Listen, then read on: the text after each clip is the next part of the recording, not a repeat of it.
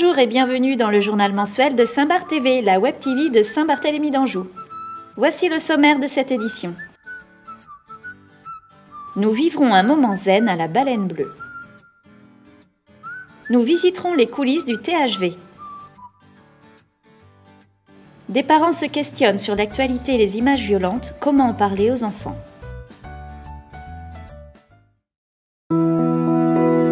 Ce soir, c'est notre animation annuelle, la soirée Zen. Alors le but, c'est de faire venir des gens qui ne connaissent pas spécialement notre équipement dans un cadre un peu particulier, un cadre un petit peu cosy, avec ambiance tamisée, avec couleurs un peu basées sur la détente, et aussi évidemment de pouvoir faire profiter tous nos usagers sur des moments de détente à travers des soins du corps, la réflexologie plantaire, le yoga, des partenariats aussi avec l'association Lamson. Tout est axé sur la détente avec une température d'eau qui est volontairement montée à 30 degrés. Donc voilà, tout ça pour nous amener à un moment de zénitude.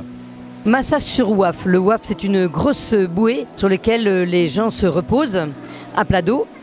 Et c'est très bon pour ceux qui ont des petits problèmes de dos, donc c'est assez souple, c'est mieux que du massage au sol. C'est une sorte de massage coréen et la personne n'a plus envie de se relever. Et pourtant ça dure que 10 minutes. Là ce soir on fait ce qu'on appelle un TTT, donc un troc-tontan. Donc c'est comme un petit travail qui va nous rapporter de l'argent sur un compte à l'annexe, donc l'accueil jeune du village Pierre Rabhi. Ce soir, on offre des thés, des infusions et des petits gâteaux aux personnes qui ont été à la piscine pour faire la soirée zen ou juste dans les bassins. Les gens, quand on leur propose ça, ils sont heureux. Ça continue leur soirée zen, ça leur fait plaisir, ils peuvent encore se détendre. Ça permet de faire découvrir l'équipement d'une façon un peu différente à nos usagers qui des fois imaginent les piscines uniquement basées sur le sport, sur la longueur, sur l'effort physique. Mais non, on peut aussi y venir se détendre. On a des banquettes hydromassantes, on a des jets massants. Voilà, on peut y pratiquer les deux activités, elles sont même complémentaires. On peut venir nager et ensuite enchaîner sur une partie détente. Les bassins sont tout à fait accessibles à ce type de pratique et c'est ce qu'on veut essayer de faire découvrir sur des moments comme ça.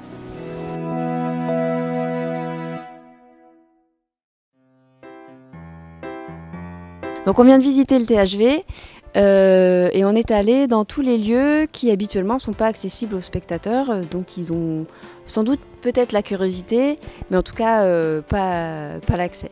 Donc on est allé sur la scène, dans les coulisses, dans les loges, dans la cuisine, dans les bureaux, dans tous ces endroits dont parfois même on n'a pas l'idée. Je suis abonnée au THV, donc je connais du côté salle, mais c'est toujours très intéressant de voir l'arrière de la salle, l'arrière du plateau. J'ai pu constater que pour avoir visité d'autres théâtres et m'être occupée d'un théâtre, c'était même bien équipé. La visite était extrêmement intéressante, vivante. Moi, ça m'a plu de voir ce théâtre en tant qu'abonné, mais aussi au moment de la construction du théâtre. J'ai participé avec la ville de Saint-Barth de l'époque à l'élaboration du programme du théâtre. Donc j'ai connu les frères Goldstein, architectes, etc. Donc voilà, je me rappelle des souvenirs un peu anciens. Et puis on est particulièrement rentré dans les détails de ce soir de l'installation lumière. Richard, le régisseur du théâtre, a particulièrement expliqué quels sont les projecteurs, à quoi ils servent, comment ils sont installés, comment ils sont réglés, quelle est la temporalité et la chronologie de toute cette installation technique. Alors la visite dure normalement 1h30, ce soir elle a duré 2 heures, ce qui est souvent le cas. Parce qu'en fait, au fur et à mesure, les spectateurs découvrent tout ce qui est caché, tout comment ça fonctionne, et découvrent aussi en fait la partie vraiment immergée de l'iceberg, tout ce qu'on ne soupçonne pas du tout, et ils deviennent de plus en plus curieux et se disent mais en fait ça suppose tout ça. Et oui. Et encore, on parle pas vraiment du son, on parle pas vraiment d'énormément de choses, quoi. C'est très riche.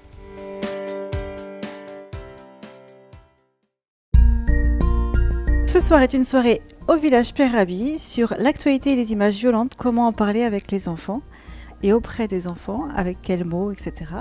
C'est animé par Graines de Citoyens, c'est une association angevine C'est une soirée qui réunit beaucoup de partenaires, les familles, les parents, les assistantes maternelles, le relais assistante maternelle, le point information jeunesse, le village Pierre Rabhi avec un relais CAF. C'est cofinancé par le réseau d'écoute et d'appui et d'accompagnement des parents. Le contenu, en fait, c'était plus autour de l'actualité et les images violentes. Et l'idée étant d'échanger sur justement ce que ça évoque pour les personnes au niveau de l'écran, ce que ça renvoie. Ce qui était intéressant, c'est qu'au tout début, il y a eu une sorte de participation en fait du public, dans le sens où on a demandé comment l'écran, qu'est-ce que ça renvoie, est-ce que l'écran par exemple entraîne de la violence chez l'enfant par exemple. Voilà, différents thèmes où les personnes ont pu s'identifier sur d'accord ou pas d'accord. On a pu travailler sur des photos aussi, c'est vraiment les images figées. Qu'est-ce que ça peut renvoyer? Notamment par exemple l'image de Wall Street ou l'image des terroristes au niveau de Charlie Hebdo. Donc on a pu, en tant qu'adulte, y mettre des mots. Ça a permis de pouvoir débattre, échanger sur comment on accompagne ça auprès des enfants. C'est très bien les débats comme ça, ils devraient en faire plus souvent. Moi, par exemple, où ça m'a choqué, c'est qu'on voit que 68% des enfants, ils vont regarder la télé avant d'aller à l'école.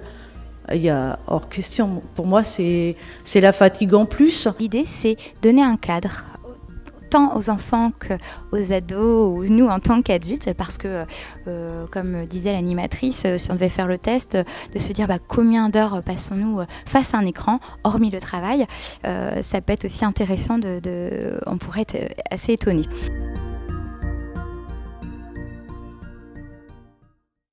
Et pour conclure cette édition, les événements à ne pas manquer.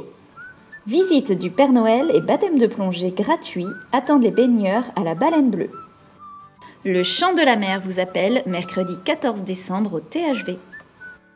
Chocolat chaud, lecture de contes, jeux, cadeaux pour les enfants vous attendent au village Pierre Rabhi le 14 décembre de 15h à 17h.